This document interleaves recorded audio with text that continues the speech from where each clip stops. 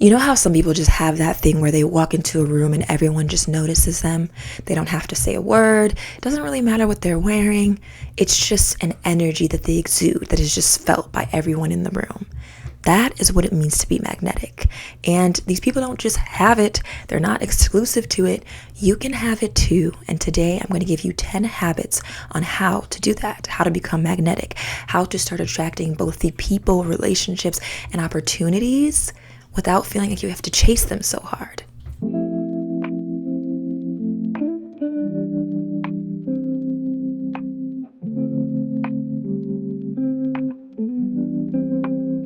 Having this magnetic energy is all about a confidence and aura that exudes effortlessly. And get ready to buckle up, because we're not just talking about the outer work, the looking a certain way, the walking a certain way. We are talking about the inner work. We are talking about how you change your inside. That sounds weird. How you change things within you that lead to how you experience life outwardly. Almost all of these things that we're going to talk about today are things that I've implemented myself, that I've noticed have made a huge impact on how I am being perceived and seen by others in a way to where I don't care what they think, but it's just out of the authenticity that I live in my life that creates this magnetism. I've gone to so many events where people are like, your aura, I love your aura. I've gone to so many things. Your energy is just so great. It's not even about your looks. It's just about how, I can feel you walk into the room, or what kind of presence you have. That is something I've consistently gotten compliments on. And I almost in the past was like, what does that mean? Like, thank you. I just didn't really understand. But as time went on, I realized the things that I was doing in my life was leading to this reaction by others, but also leading me to live a more peaceful, joyful, and abundant life. So before we hop into it, I am Deirdre Monet. If you haven't been here before, we're all about the self-development, trying to upgrade our lives. And if that's a journey that you are trying to take as well, I would love for you to join me, because I'm gonna be honest, I'm not there yet, but we're working on it together. And just being able to have like accountability and support is what I'm here for, and what I hope you guys are here for me too, because just posting on a consistent basis puts me in a position to feel more accountable in making these changes in my life. And I love that. So please leave a comment down below on what you're trying to change or grow in your life, and definitely subscribe if that's something you're interested in. Our quote of the day is by Marian Hasna, and this is going to exemplify all of the things we are going to talk about today. But she says, the vibration of being who you are and doing what you love makes you magnetic. You will align everything you need in your life with that energy. In short, you coming back to yourself, you coming back to what you love, what you desire, what you're passionate about, and living those things out fully. Living them out unapologetically is going to lead to so much good in your life. It's going to attract all the things you want. And oh my goodness, if this isn't the truth. So let's hop right into number 1, posture. Oh my gosh, posture is everything. When you walk, you are non-verbally telling other people how comfortable you are with yourself. When you slouch and curl your body when you're walking, you are non-verbally telling people, I don't want to be approached. I'm closed off. I'm trying to make myself smaller. And people will notice that and see you that way when you do those things. I'm a 6'1" woman who now confidently walks in my height, but back in middle school, back in high school, I did not. I would slouch. I would curl. I would try to make myself smaller because I didn't feel comfortable being seen, or I didn't feel comfortable attracting attention that I might not have wanted. And my mom would always tell me, stand up straight, girl. And I'd be like, oh, okay. Like, she would tell me to embrace it. And once I did, oh my gosh, my confidence skyrocketed. And people noticed it too. If you have something that sticks out, if you have something that you don't feel confident about, that you don't fully love yet, you need to start leaning into it. Embracing that thing that makes people look at you. Embrace that thing that makes you different. Because when you do, and you start changing the narrative and the perspective on these things that, maybe other people are going to judge you for, you start to feel so good about yourself, and you start to feel so confident, and you're just less phased and more comfortable being authentically you. One time I was at a poetry and jazz event, and the vendor at one of the booths was like, I love how elegantly you walk with your height. And I was like, thank you. Like, I was just shocked because sometimes you work on the littlest things or the smallest things that only you know of, and other people notice it. And you just get a little bit of validation that what you've been doing matters. What you've been doing has had an effect and a change. And I say this to also make the point that someone might think that practicing my walk is stupid, but it's not stupid to actively work on the things you're insecure about. It might be little, it might be minuscule to someone else, but to you it matters. To you it's going to change how confident you feel. To you it's going to change how you show up and how good and comfortable you feel in your skin. And that's all that matters, because you're not doing it for them. You're doing it for you. Number 2, eye contact. Start staring people dead in the eye. Not scary like. Don't be scary. Don't be weird. But show that you're listening. Show that you're engaged. Show that you're paying attention. Psychologically, eye contact signals confidence, openness, connection. It shows that you care about what people are telling you. And an even crazier fun fact about eye contact is that if it's held long enough, it will produce oxytocin in the other person receiving that contact. And this hormone is associated with building bonds and trusts with others, which is exactly why people feel differently and more magnetized to those that can keep eye contact with them. Just like posture, your lack of eye contact is giving a nonverbal cue to others who see that. To others who see your lack of it, or your eyes darting around the room like, girl, pull it together. You're showing that you don't want to be exposed, or you don't want to make a deeper connection, because maybe that saying your eyes are a gateway to the soul were true. So if you are a little uncomfortable, like, this is how you can start doing it. I find myself learning to maintain eye contact first through my classes that I would have to take with public speaking in college. That shit helps because you have to. Like, they talk about how it's better for you to scan the room, look at the people you are talking to. Don't just look down, don't just look up or whatever. But when you're talking to people one-on-one, start by listening and keeping eye contact. I find that's easier than being the one who's talking, giving the eye contact first. So start there by holding it while they're talking to you. Sometimes they'll dart their eyes, and that's okay, because let's be honest, you don't want to have a full conversation with someone and they're staring at you the whole time. But to make it more natural, something that I like to do is like, oh, I'm having a conversation with you right now, or I'm telling a story. Did you see how I looked this way when I said that? I'm telling a story where I'm gesturing to this thing so I can do this and look away and then bring my gaze back to you naturally, to where I'm still engaged with you, but I'm not making it scary. I'm not making it like, I'm not going to stop looking at you. It's just like part of the story, da-da-da, this is happening, da-da-da-da, and da-da-da-da-da. You know what I'm saying? Number 3 is look good, look put together, look clean. People are drawn to people who care and put thought into what they look like, into what they're wearing. Obviously, if you're going to the movie theaters, there's no need to impress. Like, wear whatever you want. But based on the setting that you're going to, you could have an opportunity arise that nobody would talk to you about unless you looked a certain way.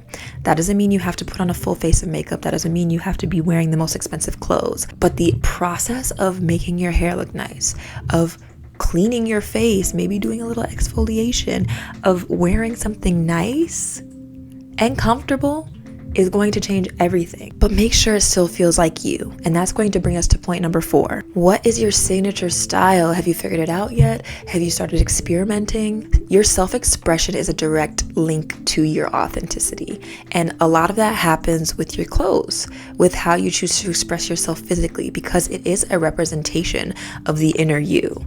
It's like you're putting on things that are expressing what you have going on in your head, in your mind, you know?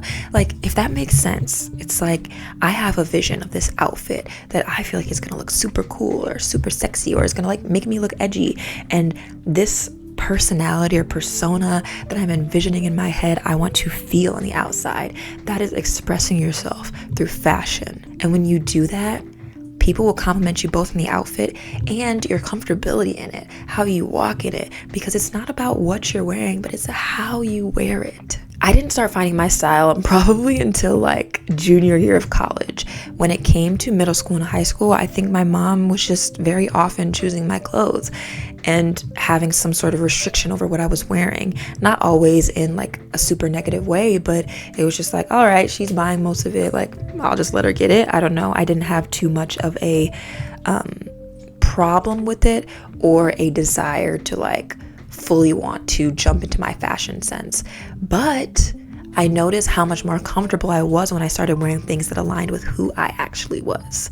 And it's gonna look ugly before it gets cute. You're gonna try a bunch of different things before you find your signature style. And that signature style might change. But as long as it aligns with who you are in the moment, that is all that matters. Some people's signature style is full glam, the wigs, the braids, the high heels. Some people's signature glam is casual, is sweatpants, is sneakers, is streetwear. But if you have the mentality that your clothes, what you wear, doesn't have any effect on you at all, I don't know if I can believe you.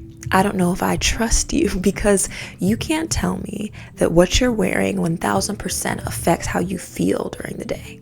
It affects how you feel, it affects your confidence, and it affects your comfort level. What you're wearing does become an extension of who you are, and people notice. And I'm saying this with no fashion advice, not trying to tell you what to wear, how to wear it, but saying that if you want to become a little bit more magnetic, effortlessly, you do need to put some care into how you show up every day and what you wear. Here I have a cat with their tail in my face. Okay, but she's the most beautiful thing ever. She's a little baby. Oh my goodness. Oh my goodness. Okay. Now that we've talked about some of those physical habits that are going to affect your magnetism, let's dive into the more important things, which is your authenticity. Number 5. This has to do with your inner balance, your inner peace, your inner comfortability with who you are as a person. And it's crazy because the first 4 are just a sliver of what it takes to become magnetic. Number 5 is probably 90% of it, because this is going to leak into every other area of your life and how you show up and how it aligns with your true desires in life, which are going to automatically start magnetizing the things, people, and opportunities that you want into your life. Like I said with fashion, it's about dressing to your own standards of your style, of what you like, of what you're comfortable in. And when it comes to authenticity, it's about embracing and living by your standards of life, embracing your nerdiness, embracing your awkwardness, embracing the things about yourself that make you you. Zendaya doesn't command attention because she's the loudest in the room. She's captivating because she owns every inch of her identity. No performance, no apologies. She admits that she's shy. She does things out of her comfort zone because she knows the things that she wants to achieve in life and has to work around them. But she's okay with being shy. She's okay with not drinking at parties. She's okay with not smoking. That is her. And she acts on the qualities of being the person that she says she wants to be. Even more so, that authenticity comes with standing your ground. In an interview, I'm pretty sure she was asked, what is she most insecure about, like physically in her body? And she chose not to answer that question. Get down! And she chose not to answer that question because she promotes self-love. She promotes this view of herself that doesn't involve bashing on herself. And standing her ground and her beliefs and views is a silent confidence and form of authenticity that makes people even more magnetized to who she is as a person. If you have a hard time being your true authentic self, you must be forgetting how much people love that shit. Like, people love people who are themselves. And people who don't usually don't have the guts to be themselves. The reason authenticity is so important in becoming magnetic is because you start acting on the desires that your true self wants. You start acting like the person that you really want to be. And as you do those things, you start attracting the right people and the right opportunities. I've said this before. If you act like somebody that's not real, that's fake, you're going to attract the people like that. And if you get surrounded by them and see that that's not the kind of people you like and you wonder why, you have to look at yourself and say both, what am I doing or who am I being that isn't actually true to myself in attracting these people around me, and what part of me is allowing me to stick around? Because I'm not always going to say that you're going to instantly attract everything you want and not attract anything you don't want. But when it comes to those things you don't want, are you going to be authentic to yourself and say, this is not what I expect in the people around me, and I'm not going to sit idly by and accept that? Or are you going to stay and suffer in silence. And now let's jump to habit number 6, which bounces off of authenticity just a little bit. It is your inner peace. Cultivating inner peace in your life is so powerful. This world is so chaotic that it requires you to create an inner balance and an inner stillness that is going to allow you to block all the things you can't control necessarily, and the energy from people around you that you don't necessarily want attaching to yourself, while also still being able to emit an aura that is going to make so many people feel good just by simply being around you.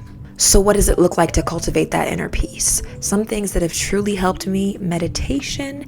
When I tell you, I am going to literally scream from the top of my lungs anytime anybody asks me this question, because meditation changes so much in your life. It allows you to sit and listen to yourself.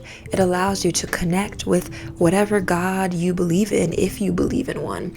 It allows you to get connected to your intuition. It allows you to feel your emotions. It allows you to just sit and block out everything else happening in life. The other activities associated with that: journaling, just being present in any situation you're in, prayer if that's what you do. These activities are things that are going to lead you to more inner peace in your life, because doing those things is bringing you closer to yourself, and it creates an energy that changes your life and everyone else's around you.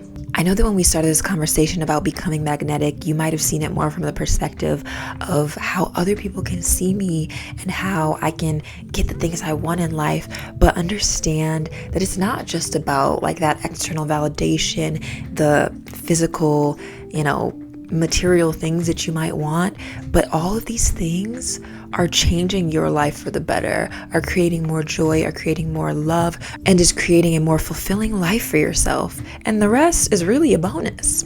And now number 7, hold yourself to high standards. You are not realizing how much more you are going to magnetize the things you want when you do this. This doesn't just go for relationships. This goes for personal goals. This goes for how you treat yourself and how you treat others. I'll start with the relationship perspective when I say that a man once told me that my ability to walk away from him once I realized that building a relationship with him didn't align in the way that I had hoped made him more attracted to me, made him want me more. Because the ability to hold myself to a higher standard made me more admirable and more attractive, although this was someone that could not meet that standard. It's kind of laughable and funny to think about, but it shows how much people admire others who do live by higher standards, who also act on and live by the statement that you don't always get what you want, but you get what you accept. Now let's shift this over to career and opportunities. Maybe you are blocking the ability to magnetically get attracted to the things you want because of what you choose to accept from a current job, a current employer, a current business that, you are charging a certain amount and maybe you should be charged more.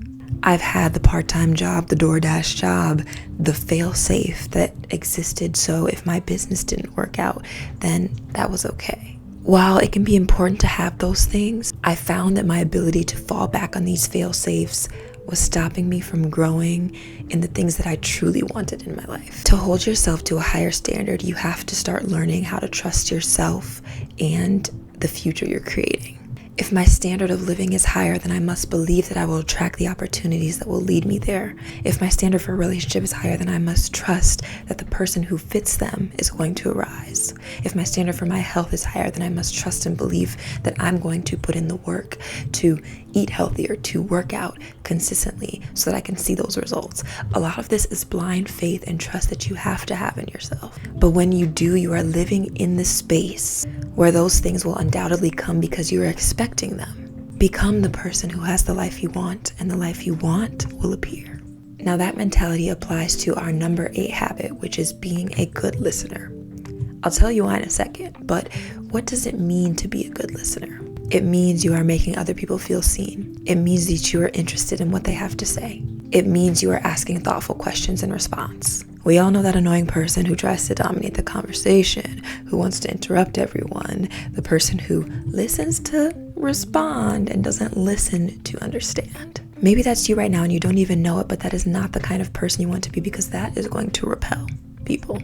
And the point isn't to care what other people think about you, but the point is, if you are looking to make friends and connections of genuinely kind and thoughtful people, those are going to be good listeners. Those are going to be people who expect the others around them to care about what they say, to be thoughtful, to ask deep questions, to be attentive and create conversation that builds a real connection. And if that's what they're looking for and that's what you are looking for, then you're going to want to be that person who knows how to listen to others, who knows how to care about things outside of yourself. While we're talking about people, let's hop on to habit number 9, which is being mindful of the people you surround yourself with. Energy is contagious. You stick around negative people, you're going to become more negative. You stick around people who are always complaining, you are probably going to start complaining more. And vice versa. You stick around positive people, you're going to feel more inspired and more positive. You stick around kind people, you're probably going to start acting more kind to others. I have a friend from college who is so authentically herself that being around her made me want to be more myself too.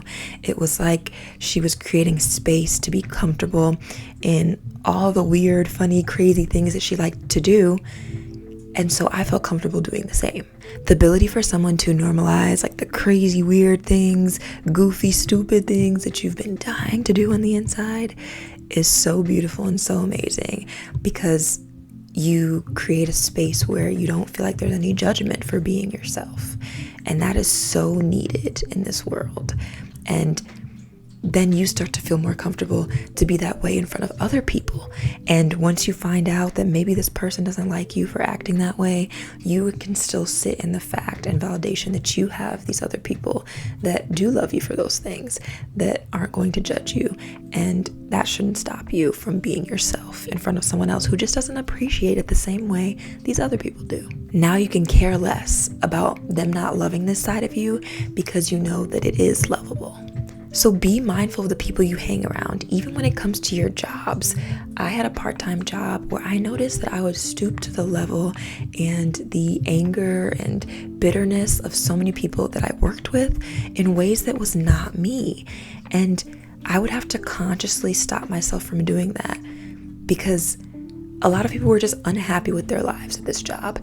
And I can understand that, because it wasn't like the best place to be. Like, you don't want to be there necessarily, but there's still a level of rudeness or anger or dissatisfaction that was so unnecessary. And it being a part-time job, I just had to make sure that I was choosing to be the other side of that, to bring to work my, more positive side, more optimistic side, more kind side than a lot of people at that job didn't have. And sometimes they just needed that from somebody.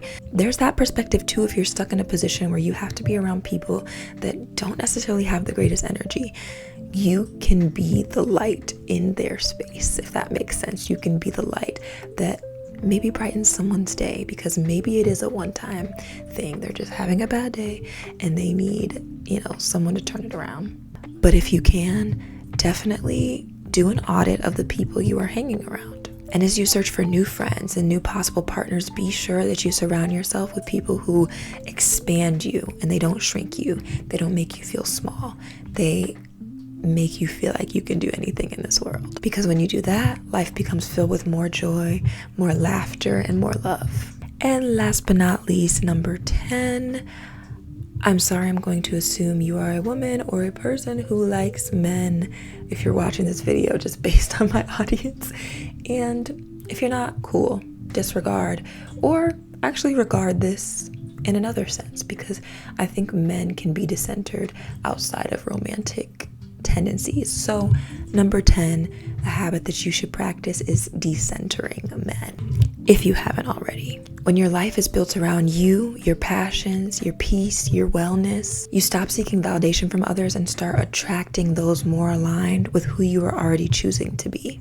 And I don't want to come off as a broken record, because this conversation is a little tired, but I'm someone who's been single for all of my life, so I can understand the separation of decentering men while still allowing myself to have the desire of a loving, beautiful relationship. When I say decenter men, it's more about not focusing so much on the when, where, and how the man that I'm looking for will arise in my life. Not expecting to have all my needs fulfilled by this potential partner that's coming into my life. Choosing not to feel bad about being single because my life doesn't hold more value according to a man or by being with a man. And most importantly, not simply settling for someone in my life because I want someone in my life so bad, a boyfriend, a husband. To me, that is what decentering men is about. And those are the 10 habits for y'all. I just want to wrap it up by saying that being magnetic, I never mentioned attractiveness that much because it's not just about that. It's about your energy, your presence, and your depth. Any personality type can be that. When you start showing up for yourself, talking and walking with confidence, trusting yourself and loving your life,